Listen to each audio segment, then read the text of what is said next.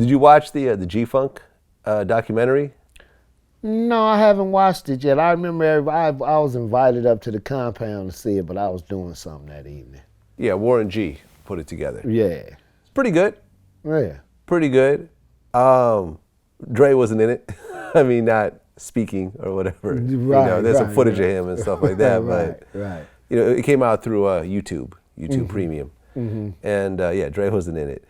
And I'd interviewed Warren G some years back. This was like maybe 2008, 2009 or something. And we talked about how the situation happened where he separated from Death Row. Mm-hmm.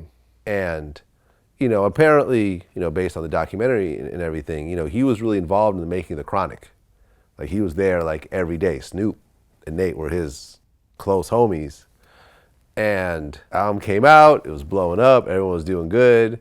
They're getting ready to go on tour. He shows up to the airport with everybody and there's no ticket for him. I can see Suge doing that.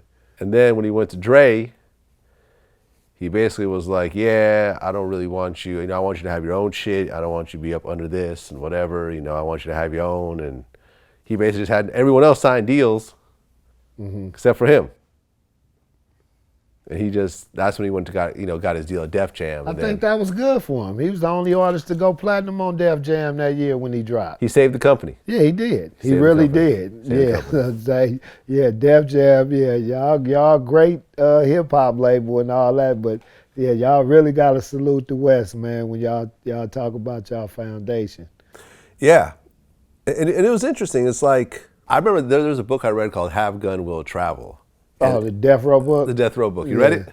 Yeah, I had my homie Lil Pimper send me that book when I was down. I think it came out, about 2012, 2011, something like that. I think before then. It may have been like 2000 or something. Like, the book was out that long? I'm going to look it up. I don't like arguing. Well, he sent it to me then. I'd heard about it, and then I had my homie send it to me. He sent me that book. It was a good book. It's a good read. And I read the Biggie book, too. Hold on a second. 1999. Okay. I was close. Okay. I must have heard about it late, but I had my boy send it to me around 2011, 2012. I got to reread that book because I read it when it came out. Right. Damn near 20 years ago. And, essentially, it kind of described how nobody really was under contract at Death Row. It was like one or two people were signed. And everyone else was just in the studio hoping to get on a song. And, and if they asked for paperwork, Suge would just take them off the song and go to the next dude and be like, you want to get on? And just basically keeping all the money. Him and Dre pretty much kept all the money for themselves. And, and I interviewed DOC, and he told me his paperwork was never right at Death Row. Was your paperwork right at this point? No. Still paperwork wasn't right. So you wrote a big chunk of that multi-platinum album and the paperwork still ain't right. You know what I'm saying? And yeah. Yeah, I never saw the contract over there. Not saying that I could have got one, but Suge knew a few things from his people about me that I don't know if he'd have been comfortable with taking my bread, but yeah, it was like I was getting paid pretty nice for the features I was doing. So, I was. Were you getting paid from Death Row or from Snoop? From Death Row. Okay. Yeah, my first feature was 21 Jump Street on the Murder with the K soundtrack. I got $10,000 for that. That was a great soundtrack. Yeah, it was a great soundtrack. I loved it, and it came out of nowhere. I remember there was like no promotion for it. It was like, I was going to Berkeley at the time. I was at Leopold's. It's like, oh shit, there's a new Death Row compilation, like right after, I think, Doggy Style or something. The little mini movie was dope too. Yeah. Yeah, the Murder Was the Case mini movie was dope too. Yeah, Tupac was in. That was kind of Tupac's introduction to Death Row. I think right around that time. Afterwards. Yeah. But he was in the movie. Tupac was in the movie. Which movie? Murder Was the Case. I think he was like a sniper or something. No. Let's take a look. No, Tupac wasn't in that movie. Not that I recall. I don't think he was in that, Vlad. Let's look it up. Because the mini movie was like about a 10-minute mini movie, 8-minute mini movie. Tupac Shakur was paid $200,000 by Death Row Records owner Suge Knight to record a song for the album. The track, Life So Hard featuring Snoop, was never used on the official soundtrack release. Right, right. So he was paid $200,000 to do a song, but I could have sworn. No. I missed that session by about 30 minutes. I was mad. I was like, what? Y'all up there getting it? I heard the song playing in the background. I said, man, I'm on my way. I missed the session like 30 minutes. They was up there playing that. I said, damn, Tupac went nuts on this. Was it, hold on a second. What did that eventually come out on anyway? Like DVD? No, I'm talking about Life So Hard When You Living Like a G, that song. Oh, it came out on the gang-related soundtrack. Gang-related, there you go. There Yeah. you go.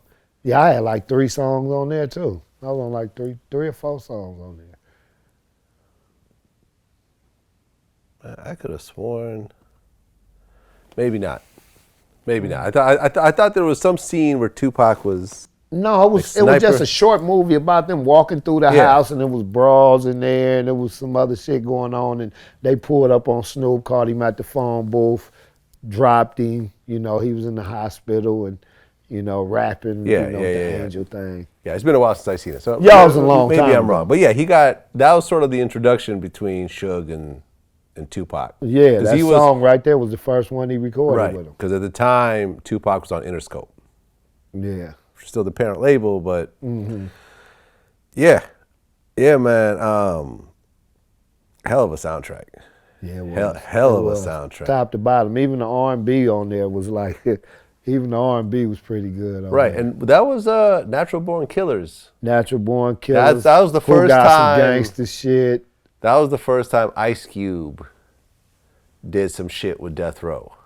It was. And that was like the reunion between him and Dre. Because him and Dre, like after the No Vaseline thing, they hadn't had, you know, pretty much no interaction musically. Yeah. So yeah, that was them getting back together, and that was a hell of a song and a dope video. Right, because Let Me Ride, in the Let Me Ride video, Ice Cube made a little cameo. In the video. Remember he comes out the bathroom with the girl, damn right it was a good day. You know, a little afro and everything. Yeah. But then the song came later. Did you ever see Ice Cube around?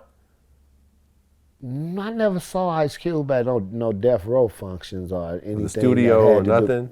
Nah. First time I really got to interact with Ice Cube was on the Up and Smoke tour.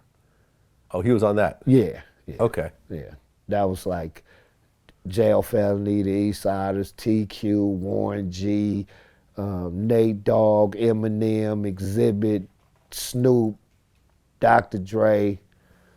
It was West Side Connection. It was major. Right. So Ice Cube had his group, West Side Connection, on that. Yeah. I mean, Ice Cube had this career. You know, he didn't make as much money as Dre at the end of the day, but career-wise, he probably had the best just career in terms of. You don't think he got much money as Dre right now, though? You don't think. Dre sold his company. Dre sold Beats. You gotta think. That's. Let's look it up. All these movies, Cube Vision been cranking out, and you know his presence in film right now is like. Dr. Dre's worth $830 million. Ice Cube's worth 140. Damn, Cube hiding his money. I already know what he do. That shit down, Mega. Hide that shit, man. Don't let him know what it's at.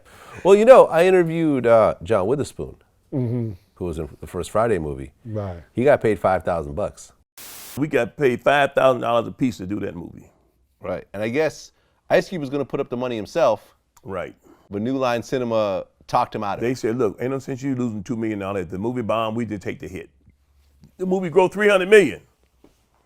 He could have gotten all that. And they're not going to come back and say, we made a lot of money, we're going to give you all a bonus. That ain't some bullshit. That don't happen in Hollywood. Okay, so you made $5,000. $5,000. Everybody else on the show, they're going to say they made more money. Ain't nobody made no money on that movie. Damn. You know, because that movie is still being played to this day. To this day. Classic. Yeah. Yeah, it's a classic. Best hood movie ever? Best hood comedy ever? Best hood comedy. Hood comedy ever? Best hood comedy ever? Friday? I'm going to say yes. Yeah, I'm going to say yes. I can't think of nothing to insert in this place. Better than I got the hookup? Oh, yeah. Better than all the other Fridays? Yeah.